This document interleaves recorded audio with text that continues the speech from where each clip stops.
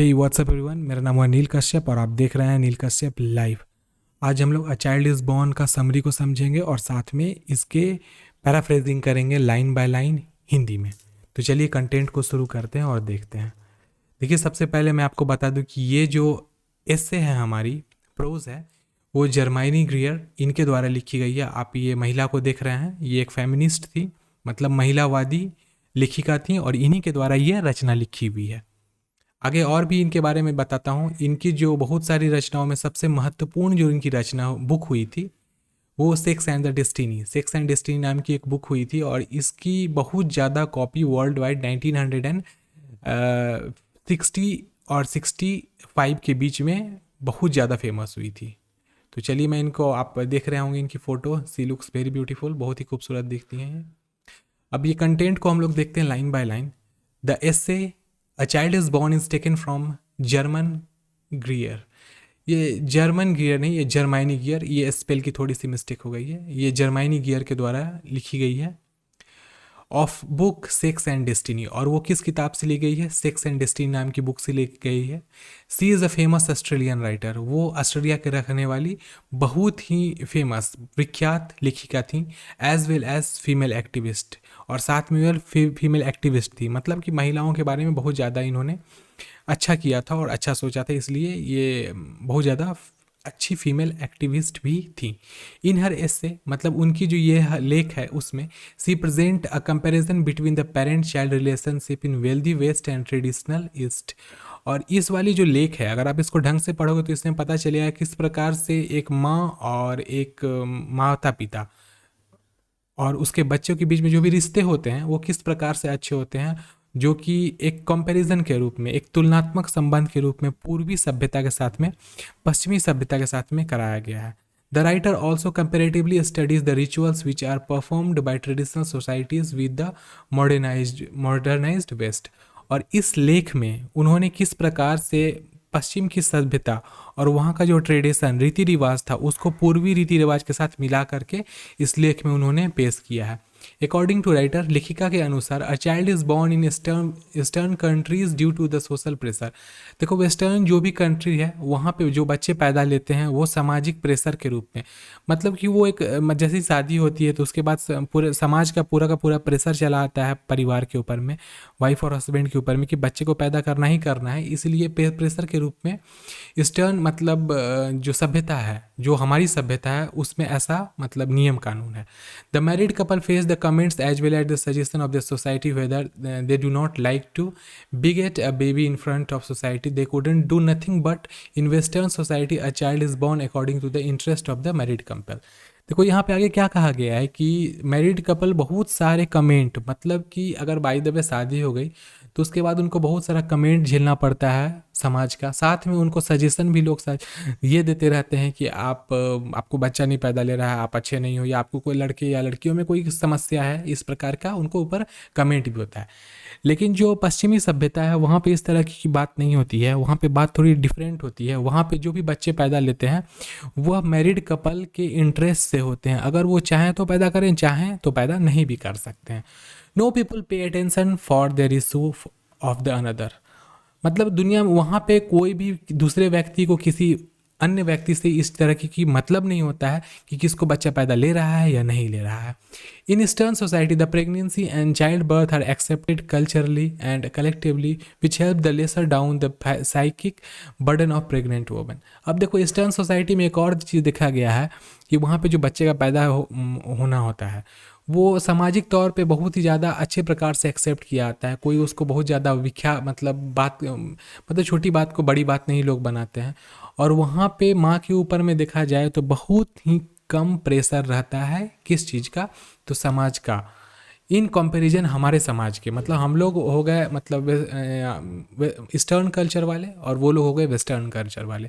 तो western culture वाले जो भी लोग होते हैं इन कंपैरिजन में ईस्टर्न कल्चर के ज़्यादा संभ्रांत माने जाते हैं इन सब चीज़ों को लेकर के। ड्यूरिंग दैट पीरियड, उस समय में she has to follow the certain norms of the society. उस समय में उसको बस समाज, मतलब कि जो हमारा समाज होता है उसे कुछ नियम कानून को ही बस फॉलो करने होते हैं। The pregnant woman is guided by certain taboos and prohibitions. जो जो महिला जो प्रेग्नेंट होती है उनको बहुत सारे मतलब नियम कानून और रोकथाम को मानना पड़ता है हमारे कल्चर में। लेकिन वैसा अमेरिका के कल्चर में या फिर इंग्लैंड के कल्चर में नहीं होता है। But in western countries the pregnancies had been received individually by a pregnant women, she is guided by suggestion of doctor. लेकिन वेस्टर्न कल्चर जो हमारा पश्चिमी सभ्यता है वहाँ पे सब कुछ थोड़ा अलग प्रकार का होता है। वहाँ पे डॉक्टर ही एक महिला जो प्रेग्नेंट होती हैं उनकी मदद करती है, उनको किसी प्रकार का सजेशन होता है या किसी प्रकार की बात होती है तो वही कहती है। अ pregnant women of the eastern countries doesn't visit the hospital during labour pain. अब देखो जो हमारा ईस्टर्न कल्चर का कंडीशन होता है, जब तक एक महिला को लेबर पेन शुरू ना हो जाए तब तक उसको हॉस्पिटल भी नहीं ले जाया जाता है। She has believe in the role of destiny, but in western countries the pregnant women visit the hospital and get the help of nurse. लेकिन देखो हमारे समाज में जो हमारा ईस्टर्न समाज है वेस्टर्न समाज से बहुत ही पिछड़ा है।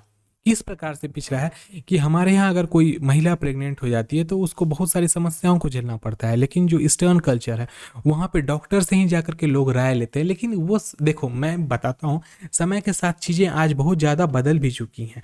पहले जिस प्रकार की चीज़ें हुआ करती थी आज उस प्रकार की चीज़ नहीं होती है। आज भी अब मतलब बीते 15-20 साल से ऐसा होने लगा है कि महिलाओं को बहुत ज़्यादा सपोर्ट मिलने लगा है अपने परिवार से, और वो बहुत ही सामान्य तौर पे जा सकती हैं हॉस्पिटल और डॉक्टर से राय मशविरा भी ले सकती हैं। द इन्फेंट उसके बाद क्या है, the infant and mother mortality rate is greater in eastern countries than western. देखो एक और चीज़ माना गया है कि ईस्टर्न में हम लोग के एरिया में के वनस्पत में वेस्टर्न कल्चर में महिला जो माँ होती है उसकी मृत्यु दर बहुत कम हो गई है, क्योंकि वहाँ डॉक्टरों का बहुत ज़्यादा मतलब समझिए तो केयर होता है पेशेंट के लिए। लेकिन हमारे यहाँ बहुत ज़्यादा माएँ मर जाती हैं बच्चे पैदा करते ही टाइम में।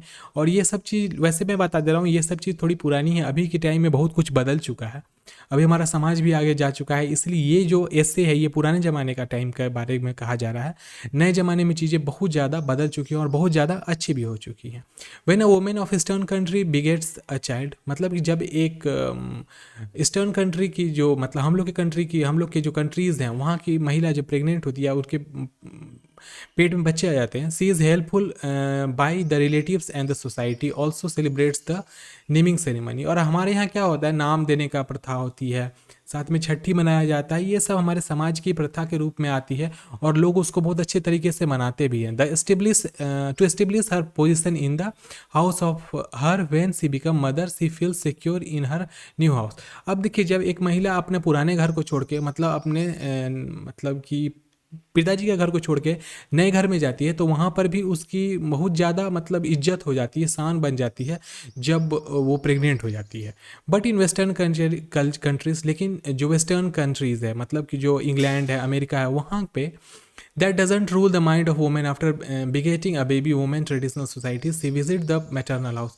लेकिन देखो क्या होता है कि जैसे ही वेस्टर्न सोसाइटी में मतलब कि इस जो इंग्लैंड और अमेरिका का कल्चर है वहाँ पे किसी औरत को अगर बाई द वे बेबी होने वाला रहता है तो वो अपने ससुराल में नहीं बल्कि अपनी मायके में चली जाती है। सी रिमेन्स देयर फॉर 2-3 मंथ्स, और वहाँ जाके 2-3 महीने तक वहाँ पे अपने माँ और पिताजी के साथ में रहती है। But in western countries the mother has to leave her baby in the child care centre and join the job. देखो हमारे यहाँ की प्रथा ज़्यादा अच्छी है कि जब बेबी पैदा लेने वाला रहता है तो उसे कहाँ अपने माँ बाप के घर जाते हैं। लेकिन जो इंग्लैंड की कल्चर होती है वहाँ पे बेबी पैदा लेता है उसके बाद 2-3 महीने तक तो उसे हॉस्पिटल में ही रखना पड़ता है, चाइल्ड केयर सेंटर में। उसके बाद क्या है, in traditional society grand parents look after the grand children. और पुराने ज़माने की ये भी सभ्यता है में ये है कि जो ग्रैंड पेरेंट्स होते हैं मतलब दादा नाना होते हैं वो लोग अपने बच्चों का देखभाल करते हैं। ऑल दो यद्यपि कि द वेस्टर्न यद्यपि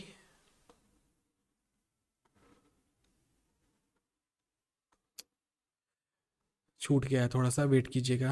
इन ट्रेडिशन का although the western wealthy countries help to establish the hospitals, in eastern countries people of traditional society cannot pay the cost of modern medicine.